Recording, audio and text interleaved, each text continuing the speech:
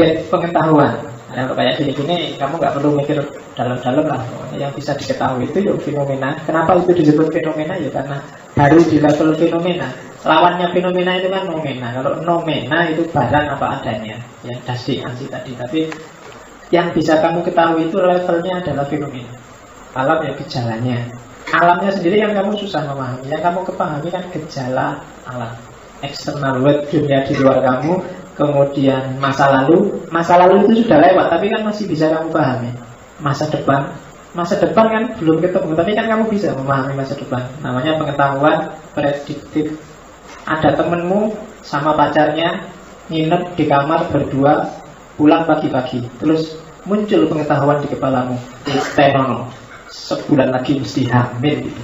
Oh, itu kan munculnya pengetahuan bahwa temenmu tadi akan hamil, itu kan pengetahuan tentang masa depan itu. Nah ya kan? Loh, pengetahuan ketika kamu ujian kok tiba-tiba telat nggak bisa masuk, akhirnya waduh nggak bisa ikut ujian, maka mesti nggak lulus. Loh, kamu menyeluruhkan nggak lulus itu kan namanya pengetahuan tentang masa depan. Jadi kalau ada orang tanya kamu masih bisa tahu masa depan, tahu, gampang tahu masa depan itu, ya kan?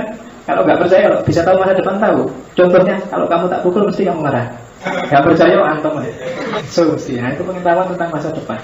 Ya itu maksudnya gak sesederhana itu, tapi contohnya menurut.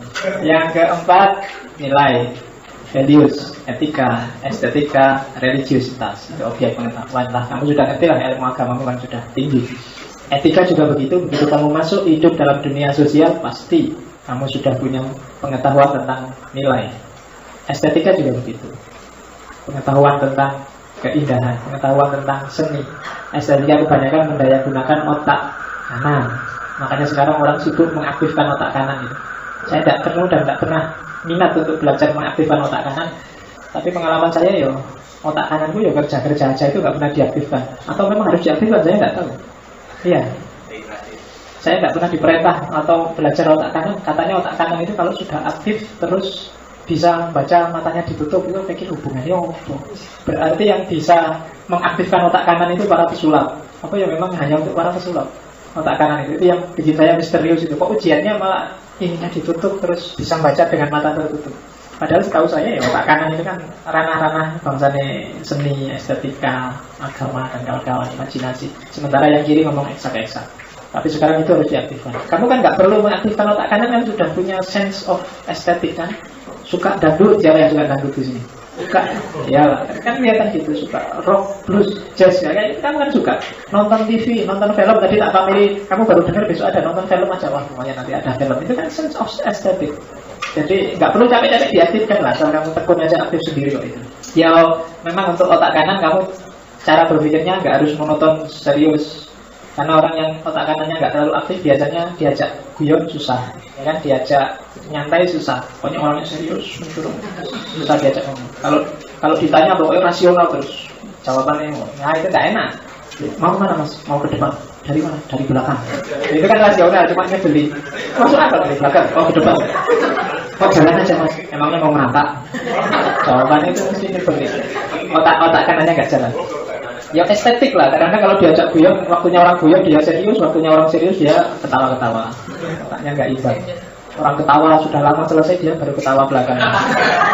Yang kelima, mind, dimensi psikis, dimensi dalam. Pikiranmu itu harus dibangun. Philosophy of mind itu kalau buku-buku filsafat itu bisa tebel segini. Karena memang mindnya manusia itu luar biasa. Pikiran itu luar biasa. Yang nanti kamu pelajari sendiri. Luar biasanya pikiran tidak harus kayak Deddy Corbuzier yang bisa membengkokkan sendok, itu bukan di situ. Tapi tidak tahu, nanti coba dibaca Philosophy of Mind itu. Bagaimana dahsyatnya pikiranmu, bagaimana rumitnya untuk memahami gejala, memahami proses, memahami model dari pikirannya manusia. Akal itu tidak ada batasnya.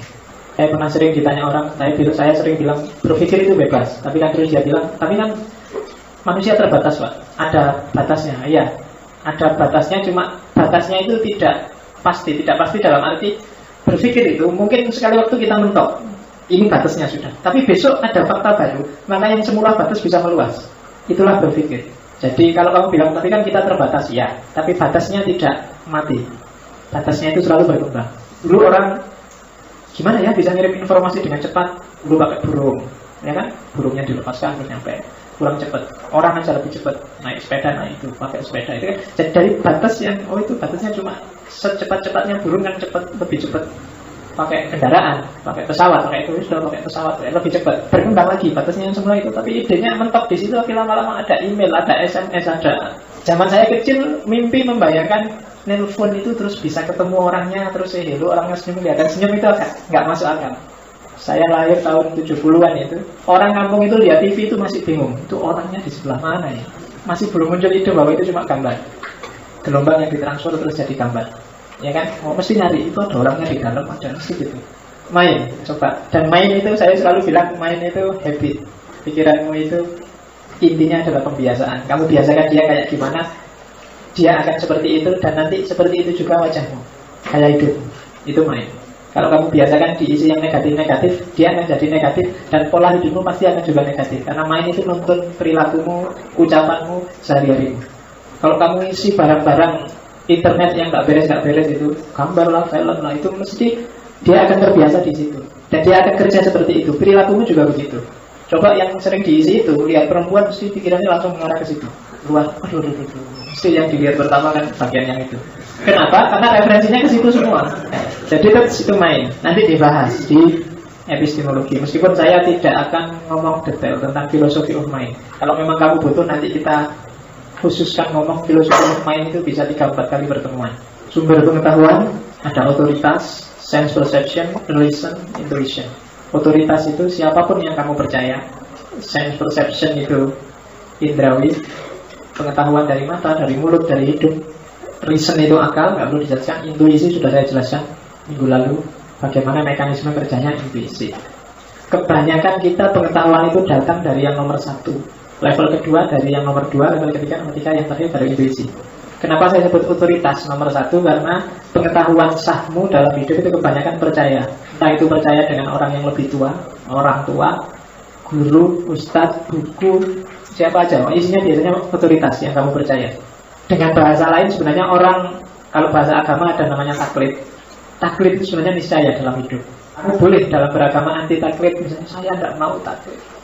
Tapi dalam prakteknya coba cek, tidak ada orang yang tidak taklid, ya kan? Kamu kalau ke dokter pasti taklid di dokternya kan? Sakit pilek dikasih obat, kamu Pak saya tidak mau taklid loh. Sekarang ini ketika kajian filsafat kan kamu manut dengan yang saya omongkan. Kamu berani kan? Alah, tidak percaya.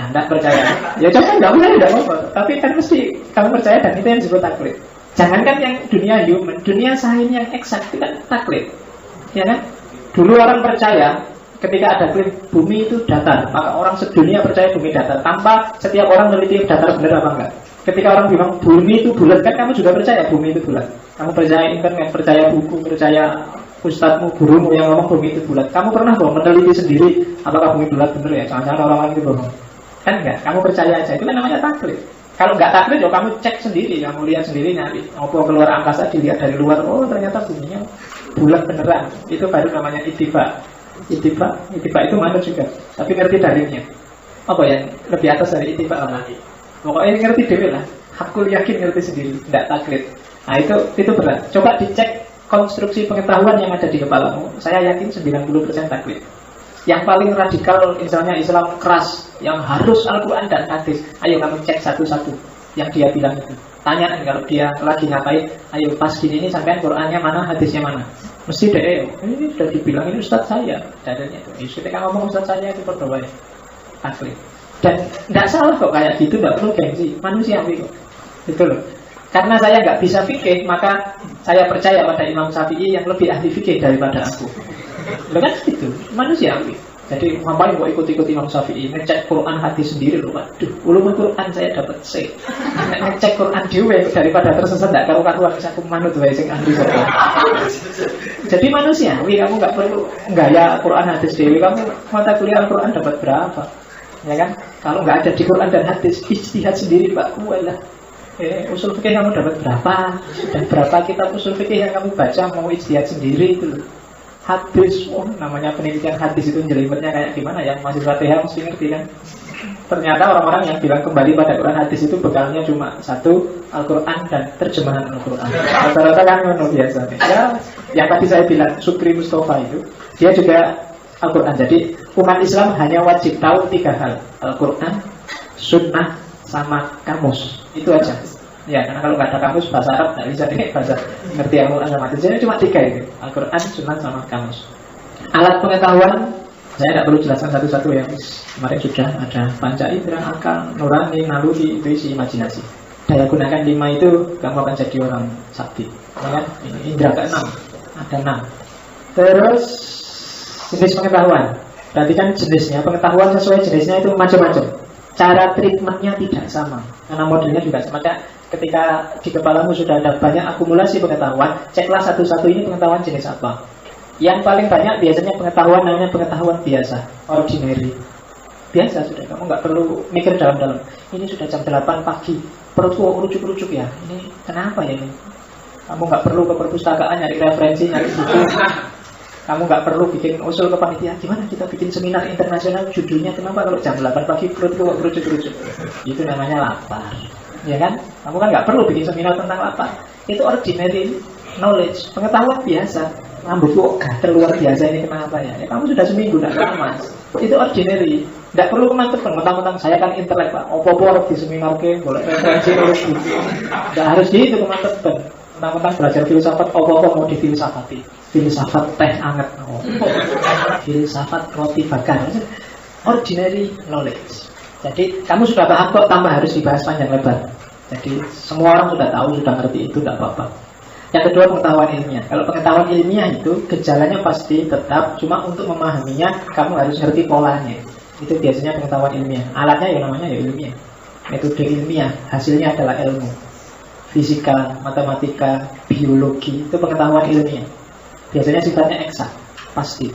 Yang ketiga sebenarnya cabangnya pengetahuan ilmiah namanya pengetahuan teknologi. Jadi isinya teknik. Gampang-gampangannya yang ilmiah itu ilmu murni, yang bawahnya ini ilmu terapan. Itu juga jenis pengetahuan. Teknik memperbaiki laptop, itu pengetahuan. Tapi teknologi arus listrik, nah itu kan teknologi, teknik. Jadi ada level ilmiah dan teknologi. Itu jenis pengetahuannya beda, treatmentnya juga beda, pola alurnya beda. Yang keempat ideologi. Ideologi ini pengetahuan doktrinal. Biasanya isinya adalah reasoning plus juklak perilaku. Itu biasanya ideologi. ADART-nya apa? Harus diterjemahkan dalam sehari-hari kayak gimana, itu ideologi namanya. Aturan-aturan dasarnya gimana, kemudian cara menerjemahkannya dalam realitas gimana, itu biasanya pengetahuan ideologis. Kamu ikut organisasi apa aja, biasanya dia punya ideologi sendiri.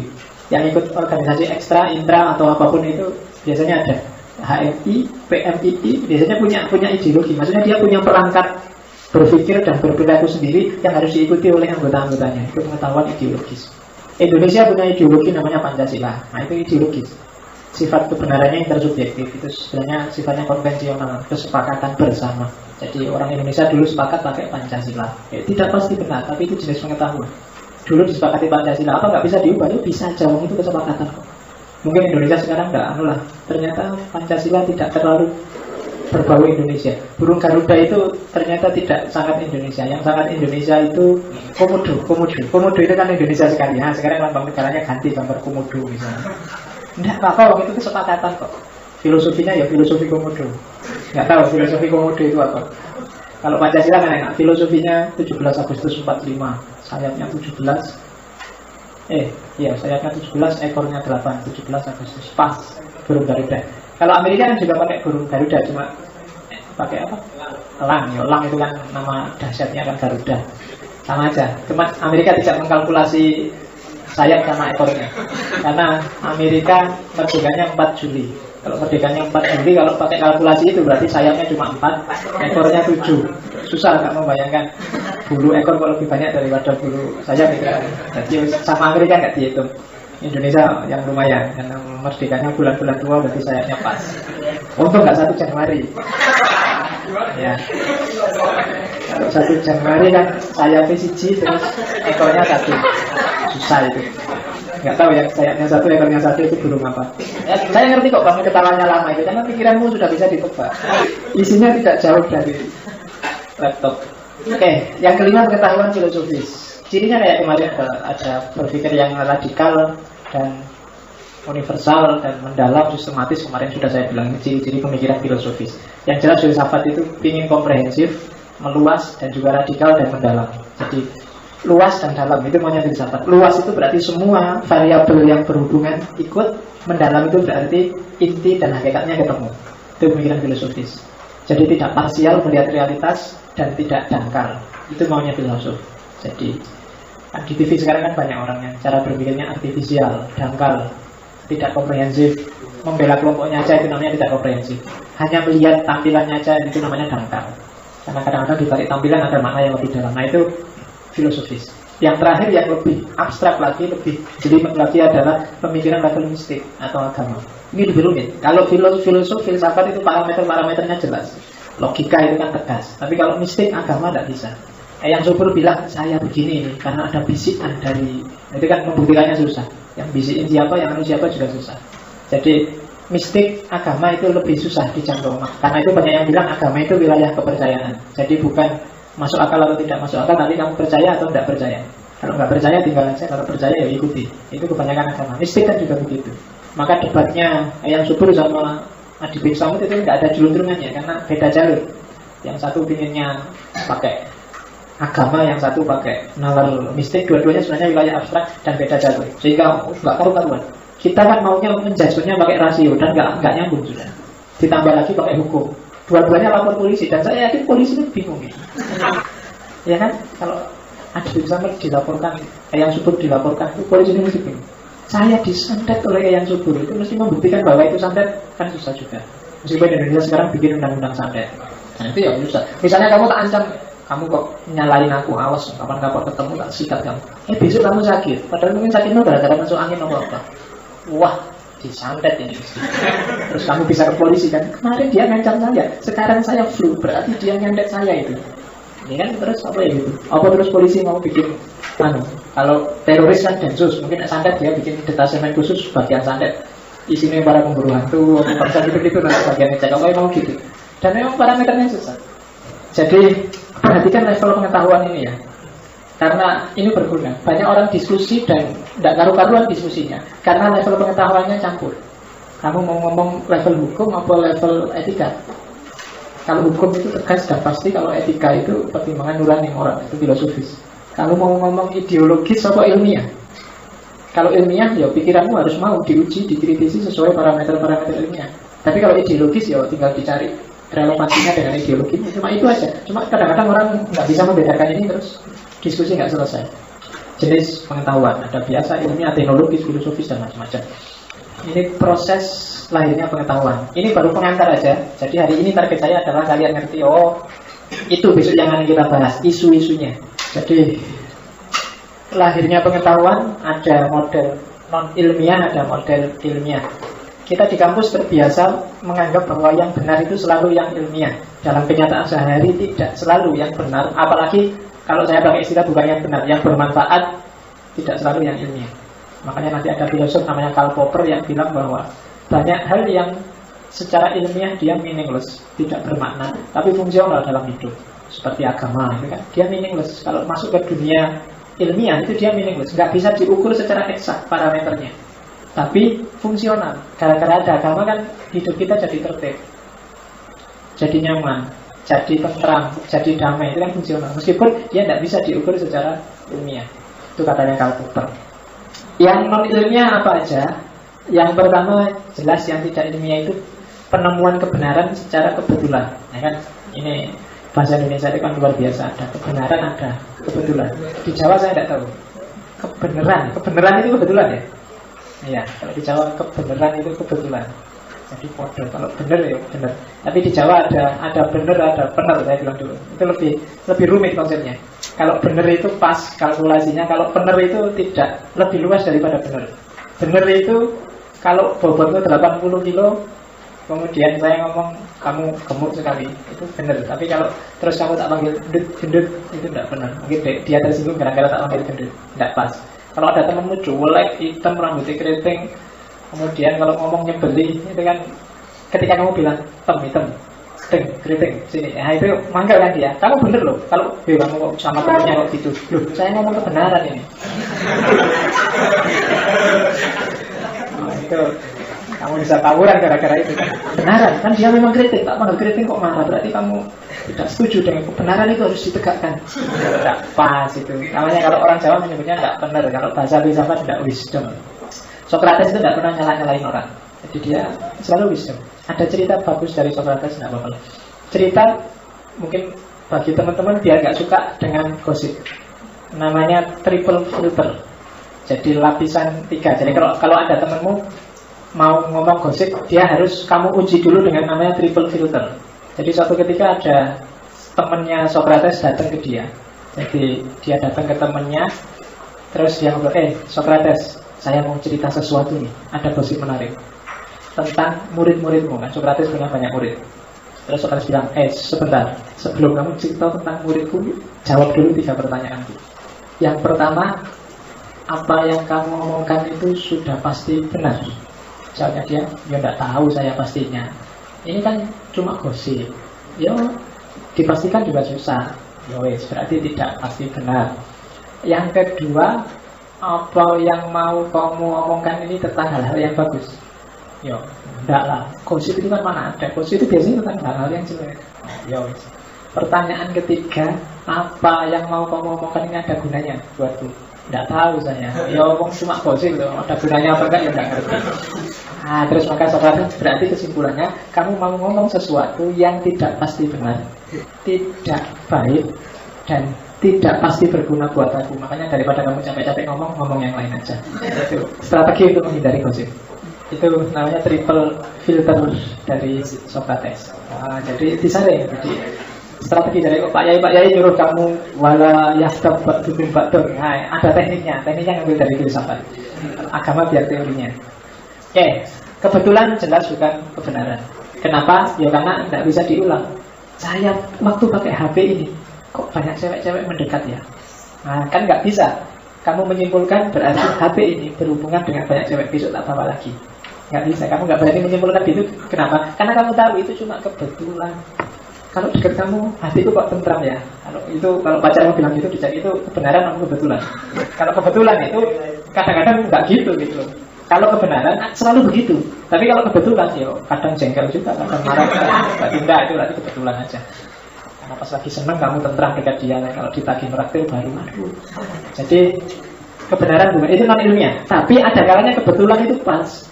Gitu loh. Dia tidak bisa dipedomani secara ilmiah, tapi dia kadang jadi sumber kebenaran. Kebetulan. Ya kan? Ya banyak kebetulan yang ternyata itu. Kamu misalnya lagi nyari jalan keluar apa gitu, dipikir nggak ketemu, di jalan, wah kebetulan ketemu kamu.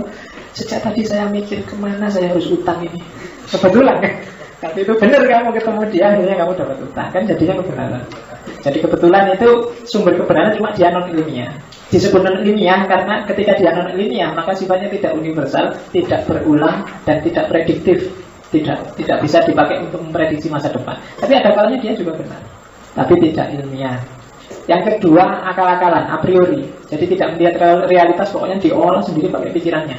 Nah itu bisa jadi kebenaran, direka-reka pakai akal. Tapi sering juga menyesatkan dengan akal-akalan. Solusi untuk menyumbal di Sidoarjo lumpur itu kita harus bikin cor yang besarnya sekolahan ini, kemudian itu kan akal-akalan, kira-kira prakteknya gimana juga tidak tahu. Itu bisa jadi kebenaran. Itu kan dirumuskan dari akal, direka-reka sendiri. Hasilnya bisa benar kok. Akal-akalan kamu sebenarnya nggak ngerti teknologi HP. Ini begitu HP-mu kecemplung, ini biar jalan dia, dijemur aja dulu, jemur nggak bisa kamu semprot, kamu kipasin. Itu kan reka-reka akalmu. Tapi kadang-kadang jawaban ternyata nyala. Kayak tipmu atau radiomu disetel nggak nyala, kamu pukul. Bunyi sekarang. Gitu loh. Dengan reka-reka kamu pukul-pukul kan di akalmu bilang ini mungkin ada komponen yang geser atau biar kembali ke asalnya dipukul aja. Wah kembali. Jadi kan benar ternyata bisa bunyi, tapi kan kamu nggak bisa berpedoman dengan itu. Tapi akal-akalan pas. Ya kan sering itu kan. Kalau ada TV begitu dilihat, gambarnya dari kecil, dipukul, besar lagi. Pukul lagi. Ya, sering kayak gitu kan kamu nggak. Itu pengalaman universal berarti di mana-mana. Oke, yang ketiga kebenaran intuitif. Intuisi, kemarin saya jelaskan panjang lebar itu. Jadi ketika tak kasih contoh intuisi yang agak ilmiah. Kenapa kok Newton itu menemukan hukum gravitasi ketika melihat apel jatuh. Dan itu ketika dia sudah mahasiswa. Kenapa kok muncul, sejak kecil sampai dia sebelum menemu apel itu nggak pernah lihat barang jatuh? Kok baru apel jatuh itu muncul idenya? Itu intuisi. Jadi akumulasi pemikiran bawah sadar yang muncul kembali ke atas secara tidak disengaja, disambungkan sama konsep-konsep di pikirannya selama ini, lahirlah hukum gravitasi bahwa setiap barang jatuhnya ke bawah. Semua orang juga ngerti kalau setiap barang jatuhnya ke bawah, sejak zaman Nabi Adam sampai zamannya Newton. Tapi Newton yang bisa merumuskan namanya hukum gravitasi. Polanya cenderung agak intuisi. Kamu mikir ujian, kamu tidak belajar, tapi dipikir nggak ketemu-ketemu, tiba-tiba iya saya ingat dosennya di rumah bilang ini pas. Itu sebenarnya intuisi. Kuncimu hilang, kamu cari sampai stres nggak ketemu-ketemu, terus waktu sholat kenal, oh iya, intuitif, wahyu, ilham, itu sejenis intuisi. Jadi munculnya nggak disengaja sudah. Tapi itu sebenarnya data sudah ada di bawah sadarmu. Ya kalau wahyu kita yakin itu sumbernya tidak dari bawah sadar tapi dari Allah. Tapi modus operandinya itu sama. Makanya sama Nabi itu kita percaya atau tidak percaya. Karena yang alami langsung itu Nabi. Tidak bisa dibuktikan objektif. Sehingga percaya pada Rasul dan kitab suci itu termasuk rukunnya iman. Kamu disuruh percaya. Karena ya susah. Saya tidak percaya apa Nabi dapat wahyu beneran. Tidak ada. Kamu cari rekamannya juga tidak ada. Dulu waktu Nabi di Gua Hira kan nggak ada CCTV-nya. Jadi waktu dapat wahyu kan, kalau ada CCTV-nya kan enak. Loh itu kayak kamu lihat dunia lain itu loh. Oh ada suara mendekatkan itu terus. Enggak ada buktinya. Kamu harus percaya apa enggak? Kalau enggak percaya ya sudah. Kalau percaya percayalah. Kalau ingin selamat percayalah kan gitu. Itu pengetahuan jenisnya intuitif. Yang D coba-coba itu trial and error. Trial and error. Yang sering lah kita tiap hari. Kalau ini cocok dah, oh enggak cocok. Kalau gitu ini, oh enggak cocok. Nah, itu trial and error. Itu kadang ketemu kebenaran juga. Meskipun dia tidak ilmiah.